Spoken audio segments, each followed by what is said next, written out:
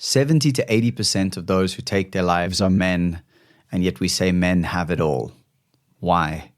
In this short solo episode, I'll share why I'm shifting my coaching focus to helping successful men struggling with loneliness in love, and why this matters for all of us. If you're listening to this episode, you are most likely a woman. Most of the audience of this podcast have historically been women. If you are a man, then fantastic. I have been doing a deep dive and thinking, how can I show up best in service? And what I realize is that there are just so many men out there who on paper are succeeding, but inside he is crying. There is a numbing, a struggle, a fight that no one ever gets to know about. And I can relate to that, having been in that position at times in my life. It is a very, very scary place to be, and it's very sad, and it doesn't have to be this way. When you hear the words, "we are already free," what comes up for you? Acceptance. Change.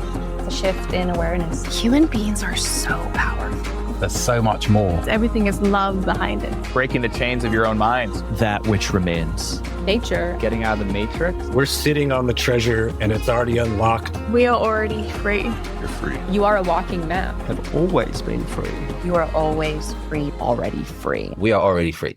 The problem is that men were never really taught that it's okay, or not even okay, but absolutely necessary to have safe spaces to express our emotions. And so many men out there want real love, deep, true, connected, inspiring love, and yet they keep running these same old patterns. They perform out there in the world, and then they feel like they have to perform in their relationships. They have to perform with their partners, their friends. They have to perform in the bedroom. And so where do these men have a chance to actually sink and drop into presence? How do they learn how to feel safe in presence?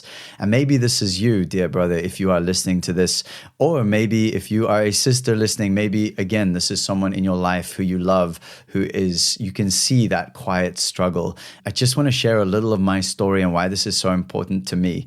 My parents began divorcing when I was 10 years old, and around that same time, my mom disappeared for 9 months. I don't really remember that time. So my brain blocked that out because it was just so big.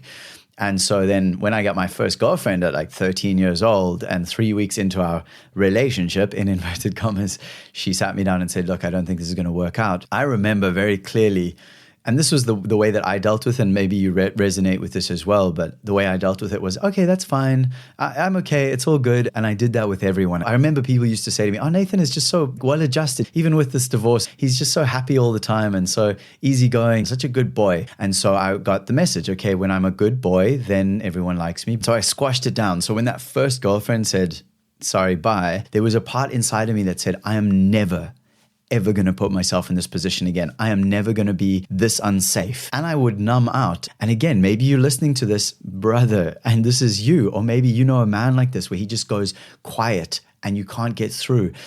This is a defense mechanism. It's not the sign of a bad man or toxic masculinity. These are wounded, hurt people.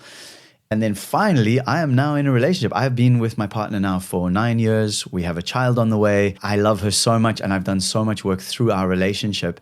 And I really want to speak to and support men. And so that's coming around to the whole point of this episode, is that I'm really shifting my focus to serve successful men who are struggling in love, men who have had success in all these areas of their lives. So materially, things have all worked out, and yet there's still that emptiness, that numbness, that feeling of I have to perform everywhere. I have to show up in this way that doesn't feel real. And why can't I find a good woman? There's a reason for that, brother, and I can help you with that. I've been doing this work and I didn't even realize it. So that's been the big shift. I realized I've been a relationship guide or a relationship coach throughout my work. Maybe this will change, but for now, really focus on those men who've done it all and yet are feeling alone, isolated, and kind of hopeless in that, of like, why can't I just find the person or the people that I can really connect with in this authentic way? The reality is, lovely humans, that these men, these successful men, have power, they have impact. And just imagine a world where men awakening to their own power, to their own wounds, their own shadows,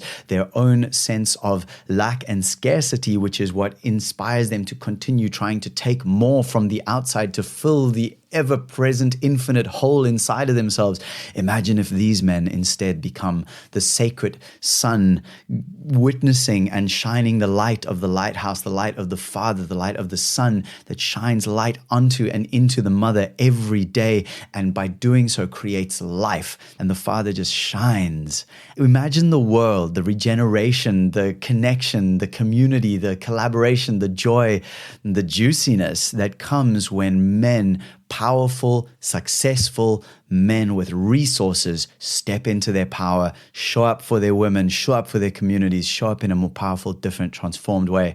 That is certainly a world that I am here for and I want to be a part of. And that's why I'm making this shift. Some of the things that I've heard men say are things like, I feel alone even when I'm with her, or I don't know how to let anyone in, or it's like I'm always performing even at home.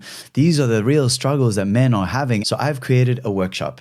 It is called Crushing It in Life, Lost and Lonely in Love. It's a 90-minute space where successful men can come and gather and be real about what they're feeling and get functional, powerful tools to build the kind of love and life that actually lasts, that is deep and authentic and real.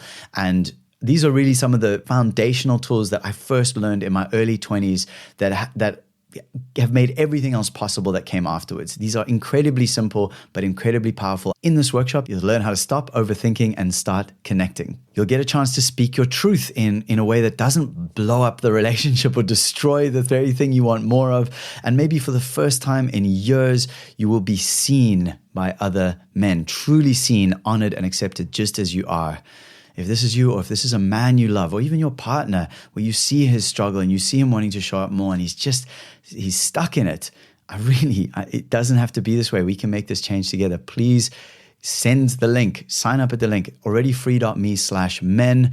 I'm here for the brothers. And of course, if you are a woman and you feel resonance and you want to work with me, I'd be honored. It'd be a delight. So let's go. Let's do this thing. Many blessings. I will see you next week. And please, as always, remember that we are already free.